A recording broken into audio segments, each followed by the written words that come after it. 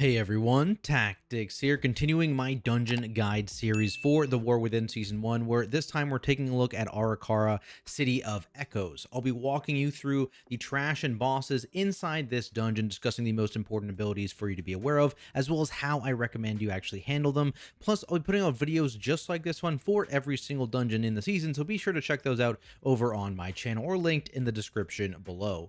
I also have a couple other resources available, including a spreadsheet that categorizes every single trash and boss ability in all 8 dungeons for the season, as well as written guides for every dungeon over on the Method website. And once again, those are linked down below for anyone interested. Otherwise, let's get this video rolling, starting with the trash before the first boss. The main caster in this area are the Trailing Attendants. These guys have an important channeled ability in Resonant Barrage that deals heavy damage to your entire group. You can use an interrupt on this, but this is one of the rare abilities you can still use a CC on to prevent, so I would recommend doing that, and just using your interrupts on their random target bolt ability. Engorged Crawlers are also in this area, and when they get to low health, they will attempt to use Toxic Rupture. This ability is not stopped by CCs, so they will continue casting it even if stunned, so be aware of this explosion and get out of it. It also kills the mob, so as soon as this starts casting, you can completely ignore them. Other than that, they will target random players with a poison ability, so dispel that if you can. For tanks, jabbing flyers in this area will apply a stacking bleed to you, so be aware of this and use a defensive or a bleed cleanse as you get to higher stacks. Now in this area, there are also 3 mini bosses that you must defeat in order to spawn the boss. The first on the left side is Ixen. Again, that comes with that random target bolt ability, as well as a random target frontal ability that you should avoid, and their main ability is actually Horrifying Shrill, which is an interruptible fear cast that you want to make sure you always save a kick for.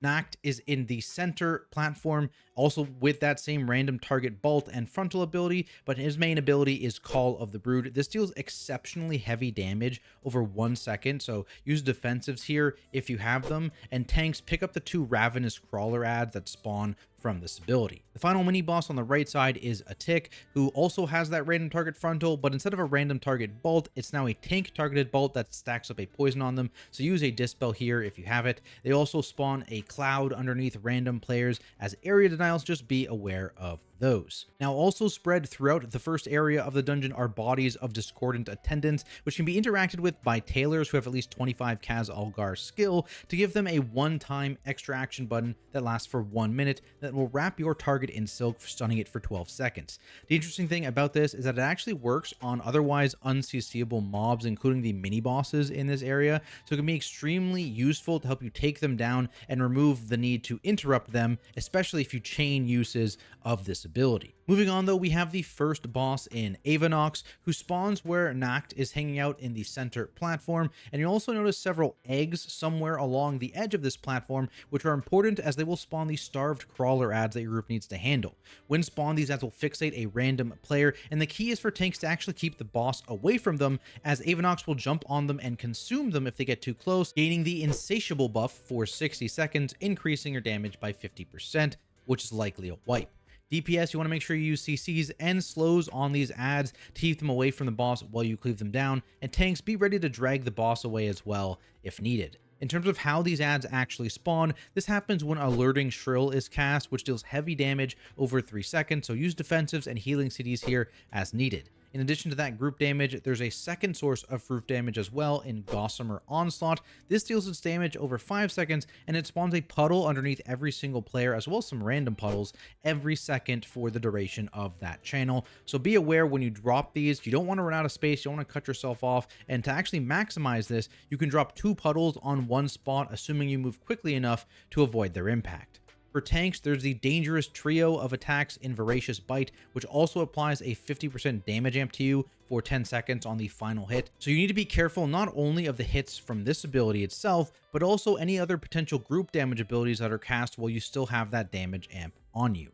Moving past this boss, you'll find some bloodstained web mages who are the new casters in this area. They also have a single important ability to interrupt in Revolting Volley, which just applies a poison and healing absorb to all players, so make sure you kick this cast and then use spare kicks on their random target bolt.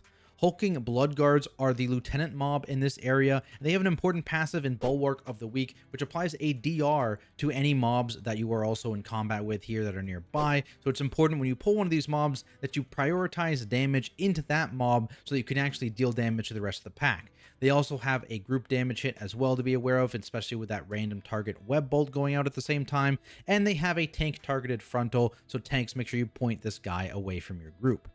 Sentry stag shells are spread out throughout this area as well. They have an important cast in Alarm Shell. This is a 10-second long cast that will summon one of those hulking blood guards that we just discussed, as well as aggro every single mob within 50 yards if the cast is successful. So just make sure you have someone looking at this mob and you use a stun or other form of CC on it, just to make sure that that cast is never successful. After making your way through this area, you'll be able to take on Anub'zekt, which is a fairly straightforward 2-phase encounter. For the first phase, the boss can move around freely and will debuff random players with infestation, dealing dot damage before creating a ceaseless swarm on the player's location when it expires. These circles last for 45 seconds and constantly move around, applying a stacking dot to anyone they touch, so try and drop these away from your group if you can and avoid them at all costs.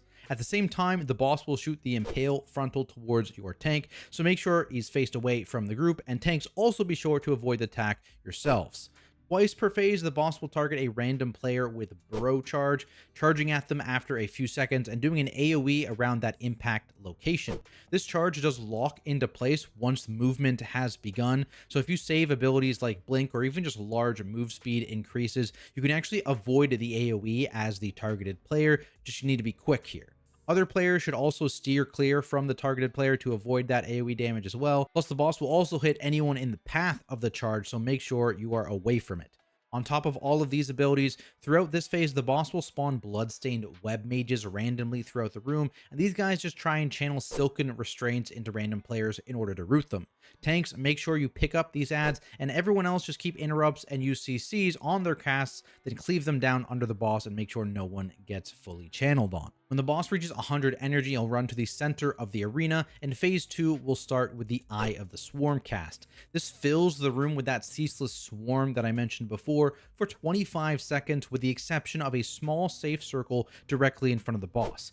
Tanks, you can actually control the location of the safe circle by turning the boss, which can be useful as that infestation debuff continues to go out in this phase, which eats into your already small safe space. The impale frontal also continues to happen in this phase, so I recommend having your tank play on one side of the circle and your DPS and healer play on the other side of the circle, so they never need to worry about dodging that attack.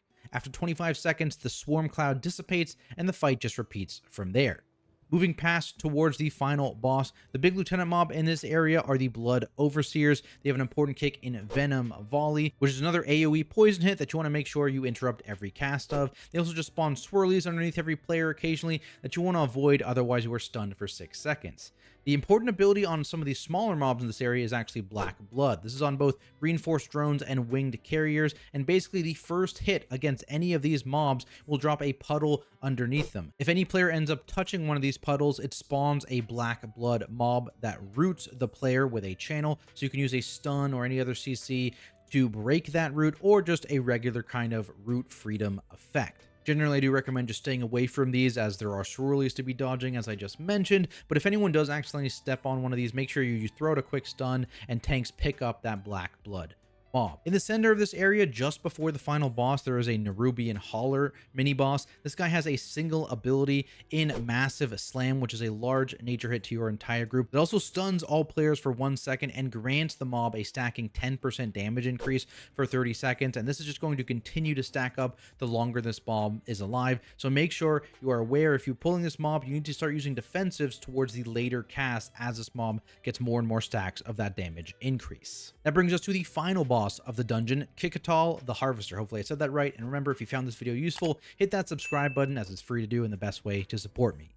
Getting into the boss itself, you'll see blood workers occasionally running through this room, who are also debuffed with that same Black Blood ability that we just talked about, causing them to drop a puddle on being hit, followed by them just fleeing the encounter entirely. These puddles are important as the boss has an extremely strong pull-in at 100 energy called Cosmic Singularity, which ramps up in strength over the course of the cast and then does lethal damage at the end to anyone within 10 yards of the boss. When this happens, you'll need to use an immunity or cheat as a DK and use Disadvance, or step into one of these puddles to get rooted to avoid being pulled into that one-shot. After the detonation finishes, remember to quickly use either a freedom effect or a CC on your blood mob in order to free yourself from that root. because the boss is going to spawn erupting web swirlies shortly after that you really need to avoid. These also just generally spawn throughout the encounter, so make sure you are on your toes and you are dodging it. The only other thing to worry about on this fight is the cultivated poison ability, which applies a poison dot to all 5 players, which also fires out 2 waves of poison on either side of each character when it either is dispelled or expires. The position of these waves can actually be controlled by turning it, and you should make sure to avoid aiming this at your party. If you have players with a poison dispel, they can quickly point their waves away from the group, or if they're already pointing away from the group, they can just quickly dispel themselves to help reduce their damage intake. Other players that don't have a dispel, just be aware of this and use defensives as needed, and then again, prepare when that debuff expires for it to shoot out and watch where those waves go, because dodging waves here is like the #1 priority. They do an extremely large hit, so maybe potentially you want to save movement speed here as well to assist in dodging those waves. But that is it for this dungeon, guys. Hopefully this helped you out, and if it did, be sure to subscribe and check out my other dungeon and raid guides over on my channel. Otherwise, thank you to my subscribers over on Patreon for their support, and I'll see everyone in the next video.